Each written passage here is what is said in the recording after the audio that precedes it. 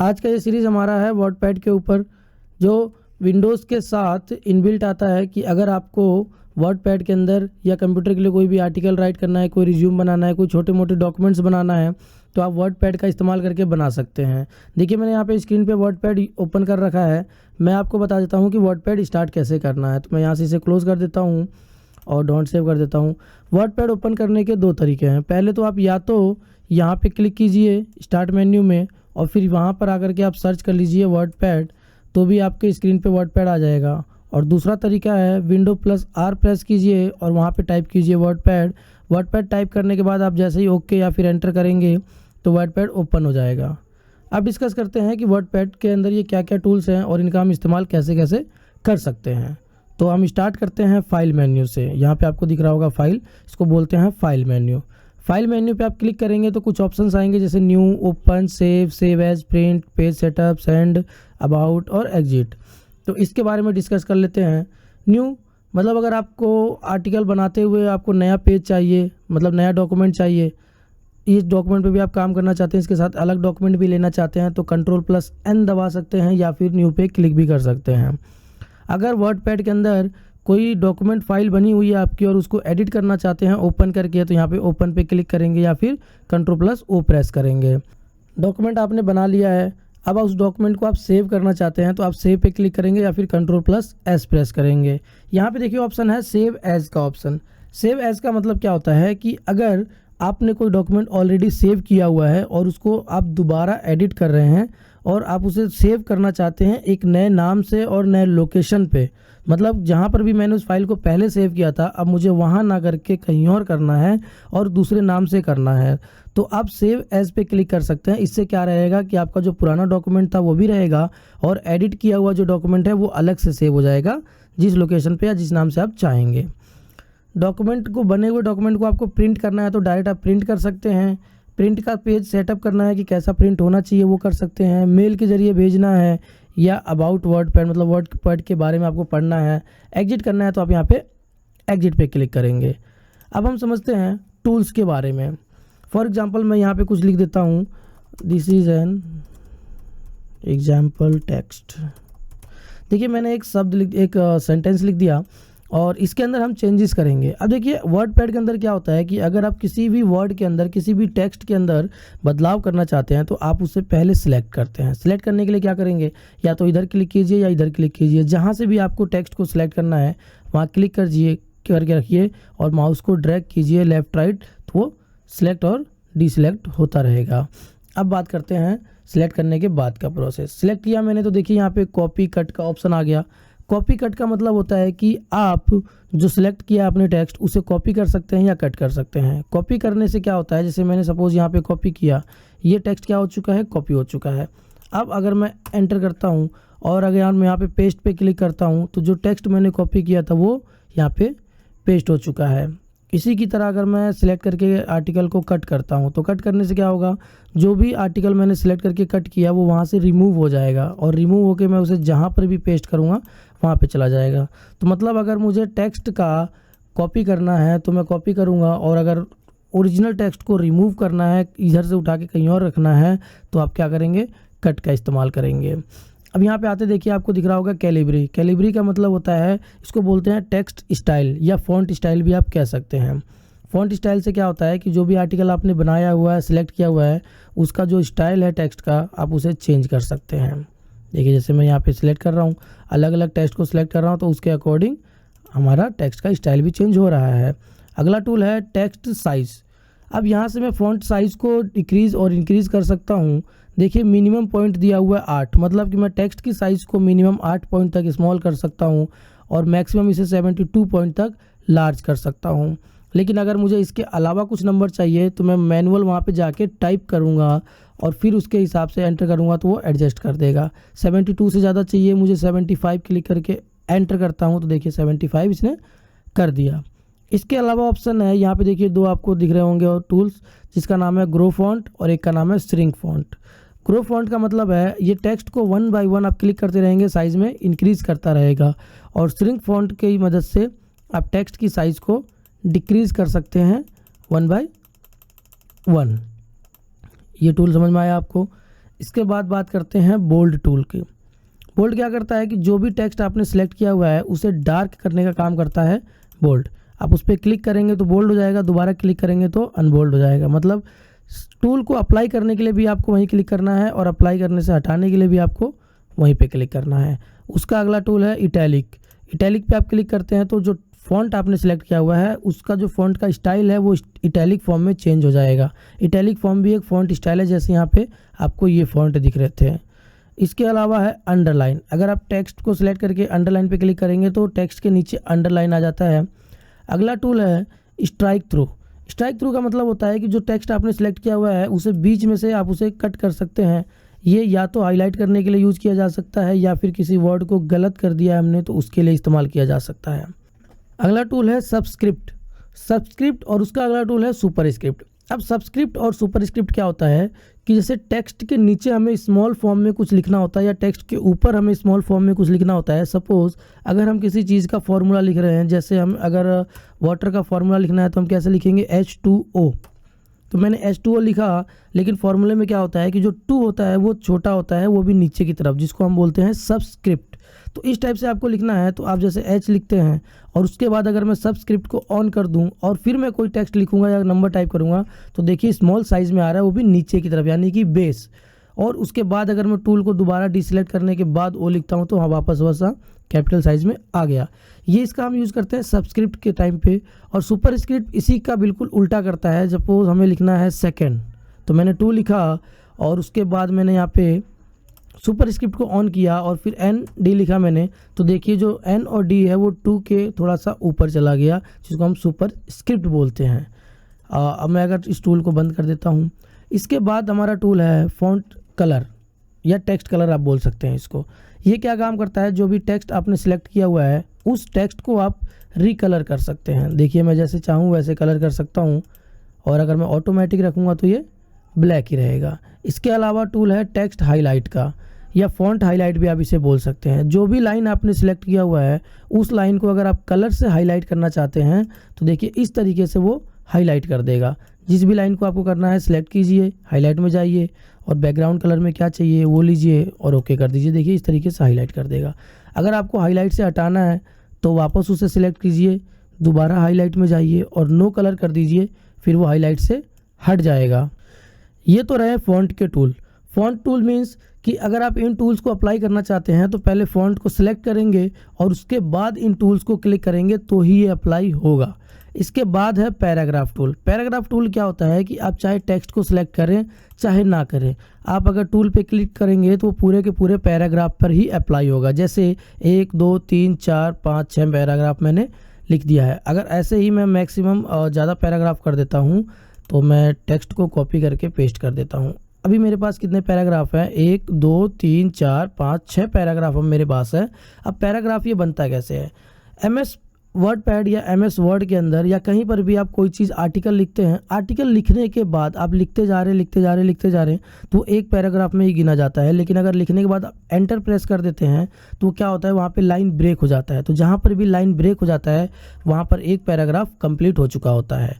तो हमारे पास 1 2 3 4 5 6 पैराग्राफ है और इस पैराग्राफ को अगर मैं सिलेक्ट करूं या ना करूं फिर भी ये काम करेगा। अगर मैं टूल्स पे क्लिक करता हूं तो देखिए यहाँ पे डिक्रीज इंडेंट और इंक्रीज इंडेंट दिया हुआ है। इंडेंट का मतलब क्या होता है कि आर्टिकल को एक जगह से दूसरी जगह पे शिफ्ट करना या फिर एडजस्ट करना, इसी को हम बोलते हैं इंडेंट। अब देखिए अगर मैं यहाँ पे क्लिक करता हूँ डिक्रीज इंडेंट तो ये क्या होगा, जो मेरा आर्टिकल है वो लेफ़्ट की तरफ आएगा, लेकिन अभी ऑलरेडी लेफ़्ट की तरफ एडजस्टेड है तो नहीं आएगा। लेकिन अगर मैं राइट की तरफ करता हूँ, इंक्रीज़ करता हूँ तो देखिए ये पैराग्राफ अब मैंने सेलेक्ट नहीं किया बट मैंने वहाँ पे पैराग्राफ पे सिर्फ क्लिक किया हुआ है तो उसके बावजूद भी पूरा का पूरा पैराग्राफ मेरा चेंज हो रहा है। क्यों? क्योंकि ये पैराग्राफ टूल है। तो अगर मैं इंक्रीज़ करता हूँ तो राइट की तरफ मेरा पूरा का पूरा पैराग्राफ मूव करता है और अगर मैं डिक्रीज़ करता हूँ तो लेफ़्ट की तरफ मेरा पूरा का पूरा पैराग्राफ मूव करता है। इसके अलावा जो टूल्स है वो टूल है आपका, इसको हम बुलेट लाइब्रेरी भी बोलते हैं। यहाँ पे जैसे आपको दिख रहा होगा स्टार्ट अ लिस्ट, लेकिन इसको हम नॉर्मली बुलेट लाइब्रेरी बोलते हैं। क्यों? क्योंकि MS वर्ड के अंदर ये ज़्यादा यूज़ होने वाला टूल्स होते हैं। अगर मैं यहाँ पे ड्रॉप डाउन एरो पे क्लिक करता हूँ तो देखिए बहुत सारे ऑप्शंस आ गए कि आपको डॉट वाले मार्क लगाने हैं, नंबर वाले बुलेट लगाने हैं या अल्फ़ाबेटिकल कैपिटल या रोमन नंबर में या फिर इटैलिक नंबर में आपको करना है। तो सपोज़ मुझे यहाँ पे पॉइंट वाला ही लेना है। अब देखिए पॉइंट पे मैंने क्लिक किया, अब मैं यहाँ पे कुछ भी लिखता हूँ और एंटर करता हूँ तो ऑटोमेटिक देखिए वो पॉइंट लगाता चला गया। अब सपोज़ मैंने एंटर किया, यहाँ पे भी एक पॉइंट लग गया, बट मुझे ये पॉइंट नहीं लगाना। अब इसके बाद मुझे नॉर्मल लिखना है, तो बिना कुछ टाइप किए अगर आप एक बार एंटर भी प्रेस कर देते हैं तो भी ये पॉइंट रिमूव कर देता है। ठीक है, इसके अलावा हमारे पास है स्पेसिंग, इसको हम बोलते हैं लाइन स्पेसिंग। लाइन स्पेसिंग क्या काम करता है, जैसे कि देखिए हमारा ये पैराग्राफ है, अब इस पैराग्राफ के बीच में और लाइन के बीच में, जैसे ये 2 पैराग्राफ के बीच में हो गया, 3 पैराग्राफ के बीच में हो गया और यहाँ पे 3 लाइन के बीच में भी स्पेस दिया हुआ है, तो इसको आप एडजस्ट कर सकते हैं लाइन स्पेसिंग से।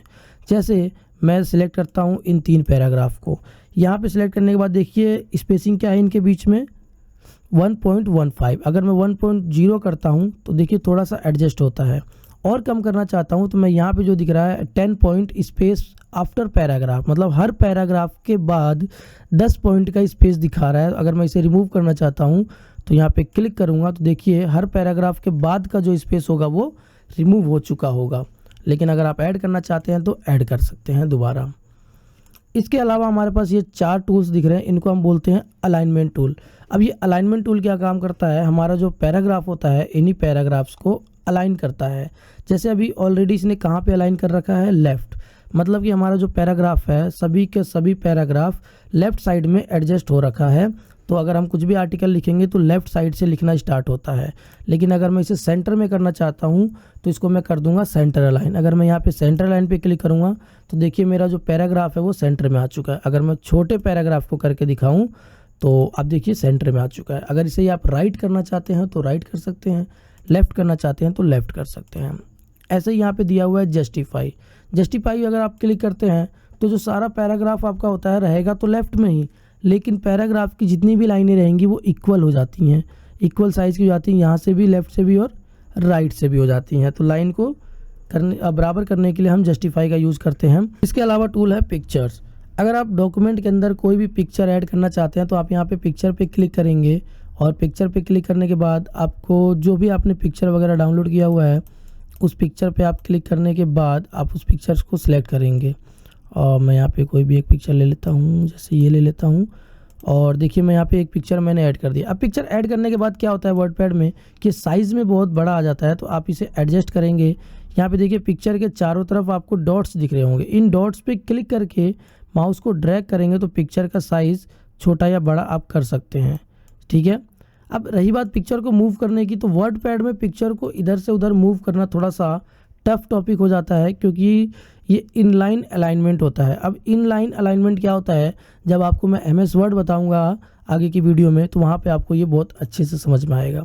तो वर्डपैड के अंदर तो सभी टूल्स बहुत अच्छे हैं, बट जब हम इसके अंदर पिक्चर्स की बात करते हैं, पिक्चर्स ऐड करते हैं तो थोड़ा सा ये टफ हो जाता है क्योंकि पिक्चर्स के एडिट से रिलेटेड जितने टूल्स इसे देने चाहिए उतने टूल्स ये देता नहीं है। इसके अलावा पिक्चर ऐड करने के अलावा अगर आप चाहते हैं आपकी खुद की ड्राइंग ऐड हो, आप कुछ भी ड्रॉ करके ऐड करना चाहते हैं तो पेंट ड्राइंग पे आप क्लिक करते हैं और उसके बाद देखिए आपके स्क्रीन के सामने एमएस पेंट ओपन हो जाता है। और आप अगर कुछ भी ड्रॉ करते हैं, सपोज़ मैं इसको एडजस्ट कर लेता हूँ, आप कुछ भी ड्रॉ करने के बाद यहाँ पे मैं एक पिक्चर ड्रॉ कर देता हूँ। ये हो गया पिक्चर ड्रॉ। इसके अंदर मैं थोड़ा सा कलर फिल कर देता हूँ। ये मैंने एक पिक्चर ड्रॉ कर दिया। अब पिक्चर ड्रॉ करने के बाद आपको करना कुछ नहीं है, जो एमएस पेंट आपका ओपन हुआ है उसे क्लोज़ कर दीजिए। क्लोज़ करने के बाद देखिए जो भी पेंट में आपने बनाया था वो एमएस वर्डपैड के अंदर आके एडजस्ट हो चुका है। सेम वही तरीका रहेगा आपको साइज़ को एडजस्ट करने के लिए। लेफ़्ट राइट करने के लिए थोड़ा सा पेचीदा मामला हो जाता है क्योंकि हम इसे कर नहीं सकते। उसके लिए हमें क्या करना पड़ेगा, पिक्चर से पहले हमें ऐसे पहले पिक्चर को सिलेक्ट करना पड़ेगा, फिर लेफ़्ट एरो दबाते हैं तो देखिए पिक्चर से पहले हमारा जो माउस का ब्लिंकर है, इसे हम कर्सर भी बोलते हैं, ब्लिंकर भी बोलते हैं। तो ये जो ब्लिंक कर रहा है बार बार, ये हमारी पोजीशन बताता है कि अगर आप कुछ भी चीज़ टाइप करते हैं तो वो यहीं पर टाइप होगा जहाँ पे आपका ब्लिंकर दे रखा है। तो मैं इसको अगर राइट करना चाहता हूँ पिक्चर को तो मैं यहाँ से स्पेस करके भी कर सकता हूँ या फिर यहाँ से सिलेक्ट करने के बाद एडजस्ट भी कर सकता हूँ, लेफ़्ट सेंटर राइट। ये चीज़ है, हम पिक्चर को इतना एडजस्ट कर सकते हैं। इसके अलावा है टूल डेट एंड टाइम का। अब वर्डपैड के अंदर अगर आप करेंट डेट और टाइम ऐड करना चाहते हैं तो आप इस टूल का यूज़ कर सकते हैं, डेट एंड टाइम। जैसे ही डेट एंड टाइम पे आप क्लिक करेंगे अलग अलग फॉर्मेट आ जाएगा, जो भी फॉर्मेट आपको चाहिए, जैसे डेट दिया हुआ है, मंथ दिया हुआ है, ईयर दिया हुआ है, आप मंथ नेम के साथ करना चाहते हैं या वीक नेम के साथ करना चाहते हैं तो आप उस फॉर्मेट को सिलेक्ट करेंगे और ओके करते हैं तो डेट और टाइम आपका ऐड हो जाता है।